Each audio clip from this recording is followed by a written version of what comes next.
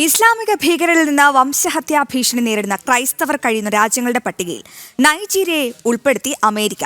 ലോകത്ത് നടക്കുന്ന ഇത്തരം അതിക്രമങ്ങളിൽ ബഹുഭൂരിപക്ഷവും നൈജീരിയയിലാണ്. US കോൺഗ്രസിന്റെ പ്രത്യേക സമിതിയെ ഇക്കാര്യം പരിശോധിക്കാൻ നിയോഗിച്ചതായും ട്രംപ് സമൂഹമാധ്യമത്തിൽ കുറിച്ചു.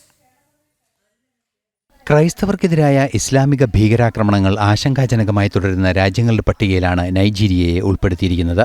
ഇസ്ലാമിക ഭീകരരാണ് ക്രൈസ്തവർക്കെതിരായ കൂട്ടക്കൊലയ്ക്ക് നേതൃത്വം നൽകുന്നതെന്നും ട്രംപ് സമൂഹമാധ്യമത്തിൽ കുറിച്ചു. പ്രത്യേക ആശങ്ക നിലനിൽക്കുന്ന രാജ്യങ്ങളുടെ പട്ടികയിലാണ് ട്രംപ് നൈജീരിയയെ ഉൾപ്പെടുത്തിയിരിക്കുന്നത്. നൈജീരിയയിലെ ക്രിസ്തുമത വിശ്വാസികൾ വൻ വെല്ലുവിളികളാണ് നേരിടുന്നത്. ഇസ്ലാമിക ഭീകരാക്രമണങ്ങളിൽ നൈജീരിയയിൽ മാത്രം 3100ഓളം ക്രൈസ്തവർ കൊല്ലപ്പെട്ടു.